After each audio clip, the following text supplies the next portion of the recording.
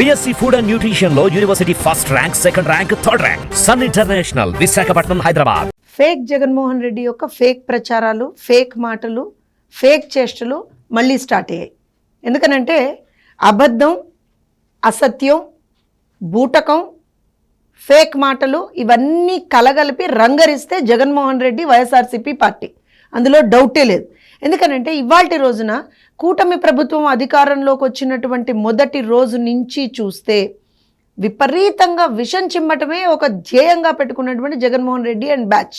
ఈ మాట ఎందుకు అనాల్సి వస్తుంది అని అంటే, మీరు చూస్తే గత 35-36 రోజులుగా, అంటే కూటమి ప్రభుత్వం అధికారంలోకి వచ్చిన రోజు నుంచి కూడా కంటిన్యూస్గా ఫేక్ వార్తలు ప్రచారం చేయడం, వాళ్ళకు సంబంధించినటువంటి ఆ ఛానల్స్లో ఫేక్ వార్తలు ప్రసారం చేయడం, ఫేక్ ప్రచారాలు చేయడం, అలానే సోషల్ మీడియాలో అసలు విచ్చలవిడిగా మాట్లాడడం, ఇవన్నీ చేస్తూనే ఉన్నారు.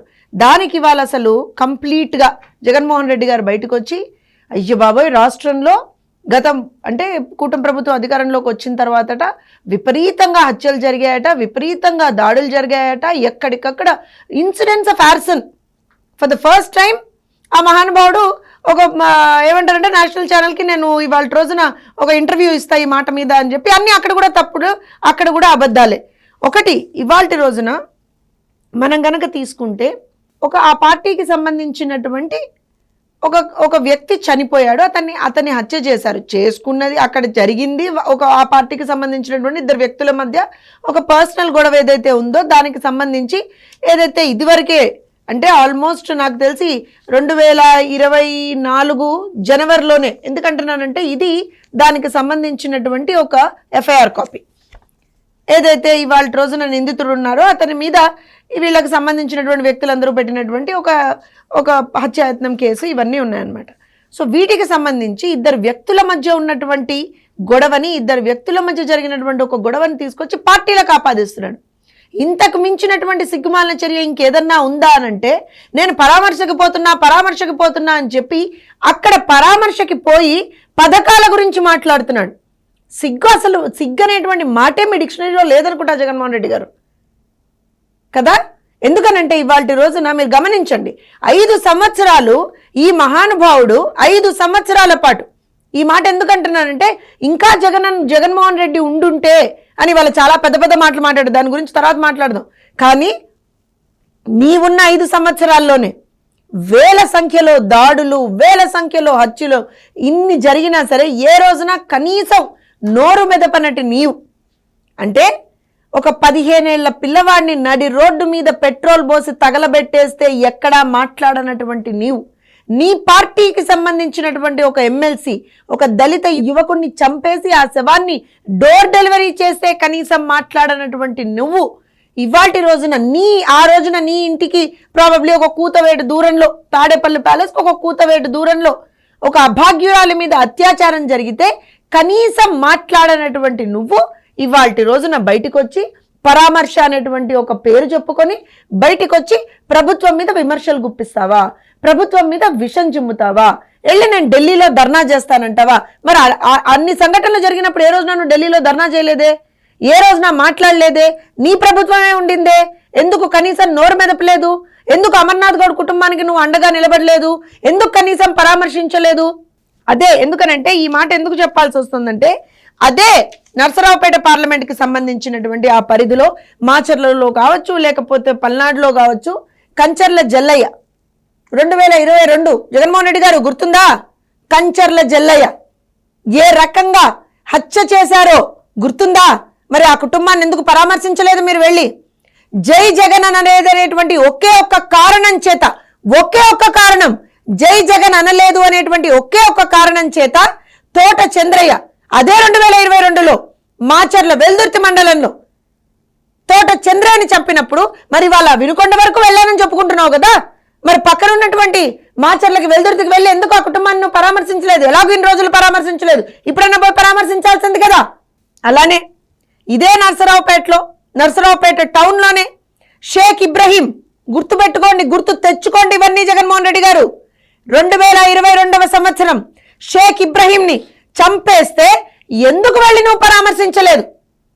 పోనీ నీ కడప జిల్లా, నాది కడప జిల్లా, నేను కడప జిల్లా వాడిని చెప్పుకొని తిరుగుతావు కదా, కడప జిల్లాలో 6 బీసీలని హత్య చేస్తే ఒక్కరిని కూడా నువ్వు పరామర్శించలేదే.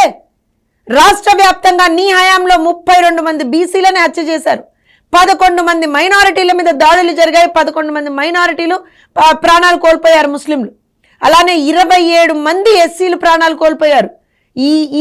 ఈ లెక్కలు నేను ఏదైతే చెప్తున్నానో, ఏ ఒక్క కుటుంబం దగ్గరికి వెళ్ళి నువ్వు ఏ రోజున పరామర్శించలేదే. ఏ ఒక్క కుటుంబానికి కనీసం నీకు సంబంధించిన అయ్యో అనే ఒక మాట నీ నోట్లోంచి రాలేదే. ఇవాళ మాత్రం పరిగెత్తుకుంటూ వచ్చావు. అంటే నీకు సమస్య ఉందంటే 11 ఏళ్ళు పడుతుంది కదా కనీసం ఒక రెస్పాన్స్ ఇవ్వడానికి. అదే శవం ఉందంటే మాత్రం 11 సెకండ్లలో పరిగెత్తుకుంటూ వచ్చేస్తావే. ఈ మాట ఇంత కోపంగా ఎందుకు అనాల్సి వస్తుంది అనంటే, చేసేది మీరే, దాడులు చేసేది మీరే, హత్యలు చేసేది మీరే, మళ్ళీ వెళ్ళి ఓదార్పు అనేటువంటి ఒక నాటకాలు ఆడేది మీరే. ఇవాళ రోజున మళ్ళీ దీనికి రాజకీయ రంగు పులుముతారా? జరిగినటువంటి ఇష్యూ ఏదైతే ఉందో, 2 మనుషుల మధ్య జరిగినటువంటి ఒక వివాదం అది. ఆ 2 మనుషులకు మధ్య జరిగినటువంటి ఒక వివాదాన్ని, అందులో ఆ వ్యక్తి కూడా ఎవరి మీద అయితే ఇవాళ రోజున ఆరోపణలు వస్తాయో, ఎవరైతే చంపాడో అతను కూడా మీ పార్టీకి సంబంధించినటువంటి ఎవరినైతే నువ్వు ఇవాళ వెనక నిలబెట్టుకున్నావు చూసావా, పక్కన నిలబెట్టుకున్నావు చూసావా, మర్చిపోతావేమో అతని పేరు నీకు తెలుసా? ఎందుకంటే పక్కన నిలబెట్టుకున్నావు కదా, వెనక నిలబెట్టుకున్నావు కదా ప్రెస్ మీట్ అప్పుడు. పిఎస్ ఖాన్ అతని అనుచరుడు. రౌడీ షీటర్లు అందరూ ఒక చోట చేరి లిటరల్గా ఒక విధ్వంసాన్ని, అరాచకాన్ని గత 5 సంవత్సరాల్లో ఆ ప్రాంతంలో చేస్తూ ఉంటే కళ్ళు మూసుకొని కూర్చున్నటువంటి జగన్మోహన్ రెడ్డి ఇవాళ రోజున ఏ మొహం పెట్టుకొని నువ్వు అక్కడికి వెళ్ళావు అని మేము అడుగుతున్నాం. ఎందుకంటే ఇవాళ ప్రెస్ మీట్ పెట్టినప్పుడు ఒక పక్కన బొల్లా బ్రహ్మానాయుడు గారు, వెనకన పిఎస్ ఖాన్ గారు, ఇటు పక్కన అంబటి రాంబాబు గారు. ఎవరో చెప్పమంటారా వీళ్ళందరూ? బొల్లా బ్రహ్మానాయుడు. ఎవరైతే ఈ ఫ్యాక్షన్ని, ఎవరైతే ఈ అరాచకాల్ని, ఈ విధ్వంసాల్ని, ఈ దాడుల్ని, ఈ హత్యల్ని, వీటన్నిటిని ప్రోత్సహిస్తూ ఇంతమంది, నేను ఇందాక చెప్పినట్టుగా మాచర్ల ప్రాంతంలోనే, పల్నాడు ప్రాంతంలోనే ఎంతో మంది తెలుగుదేశం పార్టీ కార్యకర్తల్ని నడి రోడ్డు మీద నరికినటువంటి ఒక చరిత్ర కలిగినటువంటి ఆ బొల్ల బ్రహ్మనాయుడిని పక్కన పెట్టుకుని నువ్వు ఇవాళ రోజున ప్రెస్ మీట్ పెడుతున్నావా, మాట్లాడుతున్నావా? ఎవరి వల్లైతే ఇవాళ రోజున 2 వ్యక్తుల మధ్య సమస్య వచ్చిందో, అటు రషీదును జిలానీ మధ్య సమస్య వచ్చిందో, వివాదం వచ్చిందో, ఆ పిఎస్ ఖాన్ ని పక్కన నిలబెట్టుకొని నువ్వు ప్రెస్ మీట్ పెట్టి ఎవరో చంపేశారు, తెలుగుదేశం వాళ్ళు చంపేశారు. తెలుగుదేశం వాళ్ళు చంపేశారా? తెలుగుదేశం పార్టీ కార్యకర్తల్ని నడి రోడ్డు మీద ఇంకా కూడా మీ వైఎస్ఆర్సీపీకి చెందినటువంటి నాయకులు, ఇంకా కూడా మీ వైఎస్ఆర్సీపీకి చెందినటువంటి కార్యకర్తలు నడి రోడ్ల మీద ఎక్కడికక్కడ చంపేటువంటి ఒక పరిస్థితిని తీసుకొచ్చావు కదా. ఆ ప్రతిపక్షంలో ఉండి కూడా నీ అరాచకం ఆగట్లేదే. సిగ్గుపడి జగన్మోహన్ రెడ్డి, నువ్వు ఎక్కడ ధర్నా చేయాలో తెలుసా?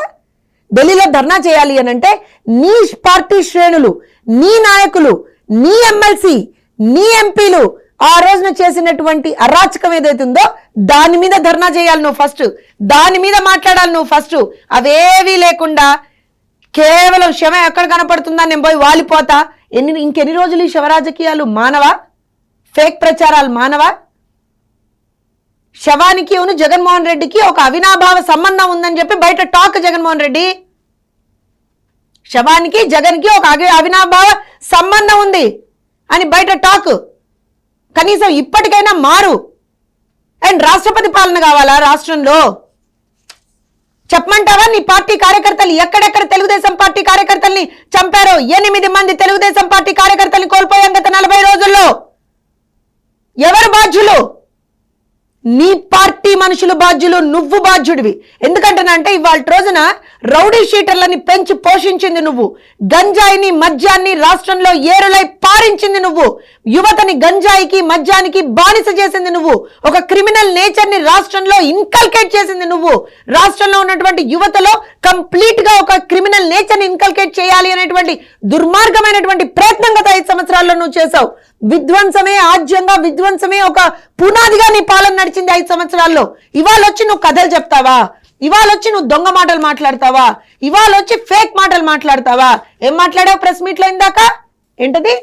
2 దఫాలుగా అందవలసినటువంటి వసతి దీవెన, 2 దఫాలుగా అందవలసినటువంటి విద్యా దీవెన అందలేదా? ఏప్రిల్లో ఎవరున్నారు జగన్మోహన్ రెడ్డి? ప్రభుత్వం ఎవరిదుంది ఏప్రిల్లో? ఎక్కడ పోయింది నీకు? అసలు ఏమాత్రం కూడా నీ కామన్ సెన్స్ పనిచేస్తుందా అని అడగాల్సినటువంటి పరిస్థితి. 35-36 రోజులు కాలేదు మేము అధికారంలోకి వచ్చి, ఇంత కక్ష నీకు అంటే ప్రజలు నిన్ను ఇవాల్టి రోజున వద్దనుకున్నారు, చీకొట్టారు, ఈడ్చి తన్నారని చెప్పి ప్రజల మీద కక్ష చూపిస్తున్నావా? దాడులు చేయిస్తున్నావా? ఇదా నీ సంస్కృతి? ఇదేనా నీకు నిజంగా కూడా నువ్వు ఒక రాజకీయ నాయకుడు అని చెప్పుకోవడానికి నీకు ఉన్నటువంటి అర్హత? అధికారంలో ఉన్నా దాడులు చేస్తావు, ప్రతిపక్షంలో ఉన్నా దాడులు చేస్తావు. ఇదేనా రాజకీయం అంటే? కేవలం అరాచకమేనా? రాజకీయం అంటే కేవలం హింసేనా? హింసా రాజకీయాలు మానవా? ఇకనైనా బయటకు వచ్చి ఏం మాట్లాడావు ఇవాళ రోజున? కనీసం నీకు అక్కడ లోపలుండి మాట్లాడుతున్నప్పుడు, ఒక తల్లిని వెళ్ళి నువ్వు పరామర్శిస్తున్నావు అన్నప్పుడు కనీసం ఆ తల్లి దగ్గర కూర్చొని ఆ తల్లిని ఓదార్చాలి అనేటువంటి ఒక ఆలోచన నీకు లేదే?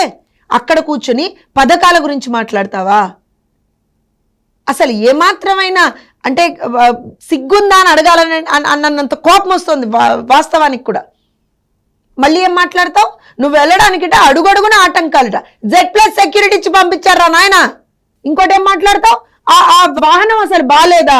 ఆటంకాలు సృష్టించారా?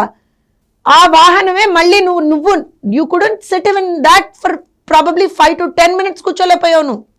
అంటే ఏంటి? ఏమనుకుంటున్నావు అసలు నువ్వు? ఇవాల్టి రోజున మళ్ళీ తీసుకొచ్చి నేను రాష్ట్రంలో ఏదో ఒక రకమైనటువంటి ఒక అరాచకం సృష్టిస్తాను, లా అండ్ ఆర్డర్ సమస్య సృష్టిస్తాను, ఖచ్చితంగా ఇలా వీరంగం చేస్తారు, మా శ్రేణులు ఇలానే చేస్తారు, భరించండి, ఖచ్చితంగా మేము ఇలానే ఫేక్ ప్రచారాలు చేస్తాము, భరించండి అంటే ప్రసక్తే లేదు. నువ్వు ఎన్ని ఫేక్ ప్రచారాలు చేసినా సరే ప్రజలు చాలా క్లియర్ మైండ్తో ఉన్నారు. నీ అరాచకం, నీ విధ్వంసం, నీ దుర్మార్గం వద్దనే ఇవాల్టి రోజున ఒక బ్రహ్మాండమైనటువంటి కూటమి ప్రభుత్వాన్ని తెచ్చుకున్నారు. దాంతో పాటుగా ఇవాల్టి రోజున ఎందుకంటే నీ ఫేక్ ప్రచారాలు అని ఎందుకు మాట్లాడుతున్నాను అని అంటే, ఏం మాట్లాడావు? రాష్ట్రంలో 300కు పైగా దాడులు జరిగాయా? మీ వాళ్ళు చేసిన దాడులకు కూడా మా ఏమంటారు అని అంటే ప్రభుత్వం మీద తోస్తావా? అలానే ఒక గిరిజన మహిళని వైఎస్ఆర్సీపీకి చెందినటువంటి ఒక నేత, నీకు అత్యంత ఆప్తుడు, సన్నిహితుడు A2 విజయసాయిరెడ్డి గారు ఆమెను ఏ రకంగా వంచారు, ఆమె జీవితంతో ఏ రకంగా ఆడుకున్నారు, ఇవాళ ఆవిడ బతుకుని బజాటుకి ఇడిచినటువంటి విజయసాయిరెడ్డి కథనాన్ని, విజయసాయిరెడ్డి ఎపిసోడ్ని అందరూ కూడా సాక్ష్యాధారాలతో ఎప్పుడైతే ఆ ఎపిసోడ్ బయటకు వచ్చిందో దాన్ని ఇవాల్టి రోజున పక్కదారి పట్టించడానికి నువ్వు ఇవాల్టి రోజున వినుకొండలో ఇది జరిగింది అంటే ఇద్దరు వ్యక్తుల మధ్య జరిగిందని తీసుకొచ్చి నువ్వు పార్టీలకు ఆపాదించేసావు, ప్రభుత్వానికి ఆపాదించేసావు. అలానే ఫేక్ ప్రచారాల గురించి మాట్లాడుతున్నాను. ఇది టీటీడీలో వాటా అడిగేసింది తెలంగాణ, అసలు 15 మంది కమ్మ మంత్రులు ఉన్నారు, ఇంకోటి ఏంటి అని అంటే తల్లికి వందనం ఇవ్వట్లేదు, అసలు నిరుద్యోగ భృతే ఇవ్వట్లేదు, ఇంగ్లీష్ మీడియం ఎత్తేస్తున్నారు. ఇవన్నీ కదా నువ్వు చేసినటువంటి ఫేక్ ప్రచారాలు గత ఈ 30-35 రోజుల్లోనే.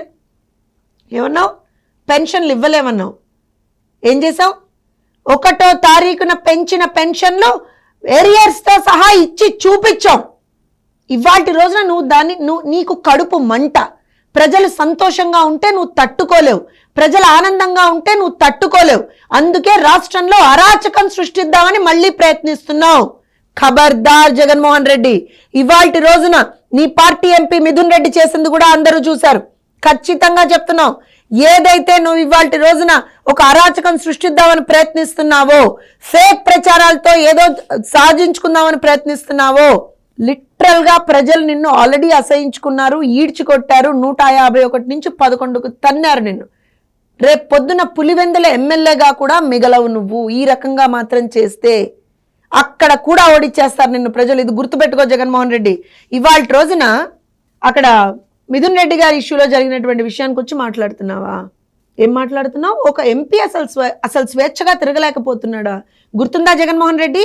ఇదే నువ్వు అధికారంలో ఉన్నప్పుడు, ముఖ్యమంత్రిగా ఉన్నప్పుడు, ఆనాటి మాజీ ముఖ్యమంత్రి వర్యులు, ప్రతిపక్ష నాయకుడు చంద్రబాబు నాయుడు గారు ఒక బాధితుడి దగ్గరికి వెళ్ళి నీ చేత వంచబడి, నీ చేత హత్యకు గురైనటువంటి, నీ చేతే అంటా నేను, నీ కార్యకర్తలు చేసిన దాన్ని, నీ చేత హత్యకు గురించైనటువంటి ఒక కుటుంబాన్ని పరామర్శించడానికి వెళ్దామనుకుంటే గేట్లకు తాళాలేసావు. గుర్తుందా జగన్మోహన్ రెడ్డి? గేట్లకి తాళాలేసావు నువ్వు. ఇవాళ అదే మా ప్రభుత్వంలో ఇవాల్టి రోజున నిన్ను వెళ్తాను, ప్రతిపక్ష నాయకుడు కాకపోయినా సరే, ఎందుకంటే ప్రతిపక్ష హోదా నీకు లేదు కాబట్టి, ఆ పార్టీ అధినేతగా నువ్వు వెళ్తాను అని అంటే సెక్యూరిటీ ఇచ్చి అన్నీ ఇచ్చి పంపిస్తే మళ్ళీ నిందలేస్తావా? ఇక్కడ ఇంకొక విషయం, ఫైనల్గా ఒక విషయం చెప్తాను. నీ పార్టీ ప్రభుత్వంలో ఉన్నప్పటి నీ కమిట్మెంటు మా కూటమి ప్రభుత్వం కమిట్మెంట్కి ఎంత డిఫరెన్స్ ఉందో చెప్తాను. నేను ఇందాక చెప్పినట్టుగా మీ ప్రభుత్వ హయాంలో వందల సంఖ్యలో, వేల సంఖ్యలో దాడులు, హత్యలు జరిగినా ఏ రోజున కూడా మీరు రెస్పాండ్ అవ్వలేదు. నేను ఇందాక చెప్పినట్టుగా 32 మంది బీసీలని చంపినా, 11 మంది ముస్లిమ్స్ని చంపినా, 27 మంది ఎస్సీలను చంపినా ఏ రోజున మీరు రెస్పాండ్ అవ్వలేదు. కనీసం కరెక్ట్ కేసులు కూడా మీరు పెట్టలేదు. కానీ ఇదే వినుకొండ ఇష్యూ జరిగినటువంటి వెంటనే ఆ అక్యూజ్డ్ ఎవరైతే ఉన్నారో అతన్ని ఇమీడియట్గా అరెస్ట్ చేయడం జరిగింది. అతని మీద ప్రాపర్ కేసెస్ పుటప్ చేయడం జరిగింది. అతన్ని రిమాండ్కి పంపించడం జరిగింది. ఆ కేసుని క్షుణ్ణంగా ఇవాళ రోజున పోలీసులు కూడా ఎంక్వైరీ చేస్తున్నారు. సో పోలీసులు కూడా దానికి సంబంధించినటువంటిది ఇది ఒక ఇద్దరు వ్యక్తుల మధ్య సమస్య, పర్సనల్ ఎనిమాసిటీ ఉంది అక్కడ, ఏ పార్టీకి అఫిలియేషన్ లేదు అన్న తర్వాత కూడా నువ్వు గనక దీని నుంచి రేపొద్దున్న నేను పోయి అసెంబ్లీ అడ్డుకుంటా, గవర్నర్ ప్రసంగాన్ని అడ్డుకుంటా, ఢిల్లీ పోయి ధర్నా చేస్తా, ఏంటిది చిన్నపిల్లలాట్లా జగన్మోహన్ రెడ్డి? ఒక బాధ్యత కలిగినటువంటి ఒక ఎమ్మెల్యేవేనా నువ్వు? ఒక బాధ్యత కలిగినటువంటి ఒక అధికార ఏమంటారు అని అంటే ఇవాళ రోజున మొన్నటి వరకు అధికారంలో ఉండి ఇవాళ అధికారం కోల్పోయి ప్రజల చేత చిత్కరింపబడినటువంటి ఒక ఎమ్మెల్యేగా, ఒక పార్టీ అధినేతవేనా నువ్వు? అనాలిగా, మేము కూడా ఈ మాటలు అనాలిగా. ఎందుకంటున్నావంటే ఇంత జరిగినా సరే నీ ఫేక్ ప్రచారాలు ఆడకుండా, నీ ఫేక్ ప్రచారాలు ఆపకుండా ఏదైతే నువ్వు ఇవాళ రోజున ఏదో సాధిద్దాం అనుకుంటున్నావో అందులో అట్టర్ ఫెయిల్యూర్ అవుతావు. ఎలా అయితే మొన్న దొంగ హామీలు, అబద్ధపు హామీలు ఏవో ఇచ్చేసి మాట్లాడదాం, మళ్ళీ ప్రభుత్వంలోకి వచ్చేద్దాం అనుకున్నావో, ప్రజలు ఏ రకంగా అయితే చీత్కరించుకున్నారో ఇవాళ నువ్వు చేసే ఈ డ్రామా ఏదైతే ఉందో ప్రజలందరూ కూడా కాండ్రించి ఉమ్మేసేటువంటి ఒక పరిస్థితి తీసుకొచ్చున్నావు జగన్మోహన్ రెడ్డి. మళ్ళీ చెప్తున్నావు, కూటమి ప్రభుత్వం మీద నువ్వెంత విషం చిమ్మినా సరే పెరిచేది లేదు, తగ్గేది లేదు. ఖచ్చితంగా ప్రజలకి మంచి చేయడానికి అధికారంలోకి వచ్చాం, ప్రజలకి మంచి చేస్తాం. ఏదైతే నువ్వు ఇవాళ రోజున రాష్ట్రంలో ఒక శాంతి భద్రతల సమస్య తీసుకొద్దామని ప్రయత్నిస్తున్నావో ఇందులో నువ్వు అట్టర్ ఫెయిల్యూర్ అవబోతున్నావు. గుర్తుపెట్టుకో జగన్మోహన్ రెడ్డి.